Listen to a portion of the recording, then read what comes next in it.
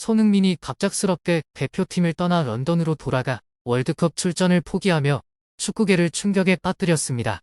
공식적인 작별 인사도 없이 한국 대표팀 주장의 갑작스러운 이탈은 여러 추측을 불러일으켰습니다. 대표팀 사령탑의 분위기는 무질서하고 무겁고 혼란스러웠습니다. 대한축구협회는 명확한 해명을 내놓지 않았지만 이강인은 감정적인 발언을 하며 여론을 더욱 들끓게 했습니다. 이는 한국 대표팀에게뿐만 아니라 팬들에게도 가장 큰 정신적 충격입니다. 도대체 무슨 일이 일어났을까요? 손흥민은 왜 이렇게 갑작스러운 결정을 내렸을까요? 자세한 내용을 바로 알아보도록 하겠습니다. 오늘의 한 뉴스를 놓치지 않으려면 채널을 구독하는 것을 잊지 마세요. 홍명보 감독이 이끄는 한국은 6일 오전 3시 15분 이라크의 바스라 국제경기장에서 열린 이라크와의 2026 국제축구연맹 북중미 월드컵 아시아 지역 3차 예선 9차전 원정 경기에서 2대0 완승을 거뒀습니다. 이날 결과로 한국은 11회 연속 월드컵 본선 진출이라는 대업을 달성했습니다. 통산으로 시선을 확장하면 12번째 월드컵 본선입니다. 이라크전은 한국의 북중미행이 결정되는 중요한 경기였지만 최정예를 기용하지 못했습니다. 핵심 수비수 김민재가 부상으로 3월에 이어 6월 A매치도 빠진 가운데 발 부상 이슈가 있는 주장 손흥민은 6월 A매치 명단엔 포함됐으나 이라크전 출전 명단선은 제외됐습니다. 이에 에이스 이강인의 활약에 이목이 쏠렸습니다. 이강인은 체력적 부담을 안고 있는 상황이었습니다. 소속팀 프랑스 프로축구 리그앙 파리 생제르맹에 2024에서 2025 시즌 유럽축구연맹 챔피언스 리그 결승전 일정 때문에 대표 선수들 중 가장 늦게 팀에 합류했습니다. 하지만 리그앙 쿠프 드 프랑스에 이어 UCL 우승까지 경험하면서 한국 선수 최초로 트리플 크라운을 달성한 이강인의 날카로움은 여전했습니다. 이강인은 4-2-3-1 포메이션에서 3회 오른쪽 측면 자원으로 선발 출격했습니다. 왼쪽 측면에 배치된 황희찬이 스피드와 돌파로 상대 측면을 흔들었다면 이강인은 특유의 넓은 시야와 정확한 패스로 상대를 괴롭혔습니다. 상대 공격수인 알리 아라마디가 전반 26분 발을 높게 드는 위험한 행위로 레드카드를 받아 수적 우위를 점한 상황에서 라인을 내린 상대를 공략하는데 이강인이 앞장섰습니다. 전반전에만 24개의 볼터치를 가져가면서 2개의 슈팅, 공격지역 패스 9개, 키패스 4개를 기록하면서 팀 공격에 활력을 불어넣었습니다. 전반 48분에는 골대를 맞히기도 했습니다. 박스 앞에서 패스를 받은 이강인은 왼발로 한번 친 뒤 강력한 슈팅을 가져갔습니다. 이강인 특유의 슈팅 장면이었지만 크로스바에 맞는 아쉬움이 따랐습니다.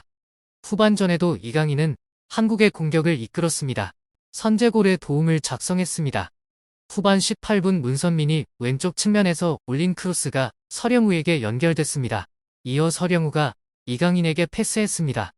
공을 받은 이강인은 박스 안으로 쇄도하던 김진규가 슈팅할 수 있게 좋은 위치, 세기로 연결했고 이를 받은 김진규가 오른발로 승부의 균형을 깼습니다. 김진규의 마무리뿐 아니라 상대 수비를 교란시키는 이강인의 움직임과 패스가 돋보이는 장면이었습니다. 선제골로 분위기를 탄 한국은 후반 37분에 나온 오형규의 추가골로 쐐기를 박았습니다. 풀타임을 소화한 이강인은 후반 막판 수비 지역까지 내려와 수비 가담을 하는 등 공수 다방면에서 좋은 모습을 보였고 한국은 이런 이강인의 활약에 힘입어 2대0 완승을 거두면서 월드컵 본선행을 확정했습니다. 그러나 경기 직후 대표팀은 전례 없는 위기에 직면했습니다. 손흥민은 이라크와의 경기 직후 돌연 대표팀 본부를 떠나 런던으로 돌아갔습니다. 그 직후 그는 2026년 월드컵 본선 출전을 전면 중단한다고 공식 발표했습니다. 대한축구협회 관계자들에 따르면 손흥민은 코칭 스태프 및 팀 닥터들과 비공개 회의를 거쳐 이 같은 결정을 내렸습니다. 심각한 부상은 발표되지 않았지만 오랜 부상으로 인한 경기력 저하로 심각한 심리적, 신체적 문제를 겪고 있는 것으로 알려졌습니다. 대표팀 본부의 분위기는 극도로 어수선했습니다. 더욱 놀라운 것은 손흥민의 후계자로 여겨지는 이강인의 반응이었습니다. 이강인은 직후 즉석 기자회견에서 무슨 일인지는 모르겠지만 영원한 작별이 아니기를 바랍니다 하고 말했습니다. 이강인 역시 추가 질문에 답변을 거부하고 즉시 팀을 떠났습니다. 이번 경기로 한국 대표팀은 주장 없이 여정을 이어가야 했습니다. 다가오는 쿠웨이트와의 경기는 기술적인 문제뿐 아니라 선수단의 사기가 바닥을 치고 있어 쉽지 않을 것으로 예상됩니다. 일부 스포츠 해설진은 손흥민의 부재가 다른 주요 선수들의 방향 감각과 자신감 상실로 이어지면서 도미노 효과를 불러올 수 있다고 우려했습니다. KBS는 손흥민은 단순히 좋은 선수가 아니라 팀원들을 하나로 모으는 롤모델입니다. 손흥민의 이탈은 큰 혼란을 초래할 수 있습니다라고 논평했습니다. 한국 축구는 과거에도 어려운 시기를 겪었지만 이번처럼 큰 충격은 없었습니다. 손흥민처럼 큰 아이콘이 가장 어려운 시기에 자진해서 팀을 떠난 것은 전례 없는 일입니다. 손흥민의 대표팀 미래는 여전히 큰 의문으로 남아 있습니다. 하지만 그의 갑작스럽고 조용한 이별은 아마도 한국 축구 역사상 가장 슬픈 이별이 될 것입니다. 한편 대한민국만큼 영국 현지에서도 손흥민의 향후 거취는 뜨거운 감자입니다. 런던 지역지 풋볼 런던은 6일 손흥민은 토트넘 호스퍼와의 계약 연장 및 사우디아라비아 이적설에 휩싸인 상황이다. 이적 가능성은 얼마나 될까라는 제목의 사설을 게재했습니다.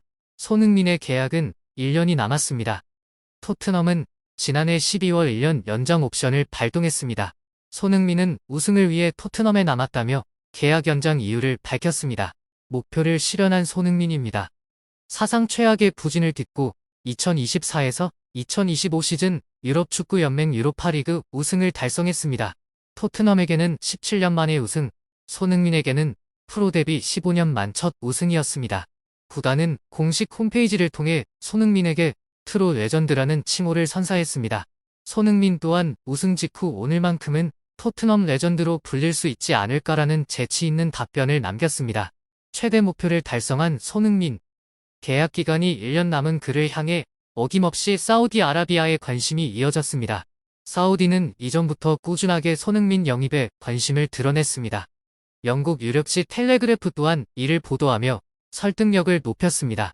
손흥민과 구단의 결정이 내려진다면 사우디 이적은 더 이상 불가능한 시나리오가 아닙니다.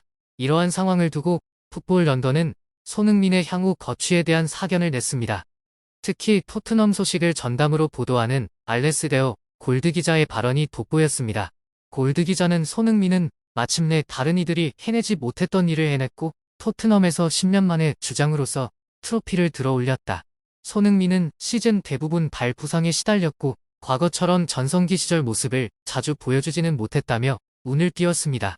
이어 골드 기자는 손흥민은 다음 달이면 만 33세가 되며 계약도 1년밖에 남지 않아 이적료가 매력적으로 보일 수 있다. 그러나 손흥민이 아시아에서 가장 인기 있는 선수인 만큼 토트넘에 가져다주는 막대한 상업적 가치를 잊어서는 안 된다. 그들이 올여름 또다시 홍콩과 한국을 포함한 아시아 투어를 떠나는 것은 결코 우연이 아니다. 최근 4년간 한국 방문만 3번째다라고 설명했습니다. 그러면서도 손흥민의 결정을 존중해야 한다고 주장했습니다. 골드 기자는 많은 것들이 손흥민의 결정에 달려있다. 그는 과거 사우디 프로리그 이적 제안에 큰 관심을 보이지 않았지만 이번 우승을 끝으로 토트넘에서의 사명을 다했다고 느낄 수 있다. 반대로 이번 우승이 새로운 시작이라 믿을 수도 있다. 개인적으로는 그가 남아줬으면 좋겠지만 이제는 스스로 미래를 결정할 자격이 충분하다고 생각한다고 덧붙였습니다. 오늘 뉴스를 들어주셔서 감사합니다. 최신 핫한 소식을 놓치지 않으려면 좋아요와 구독도 잊지 마세요.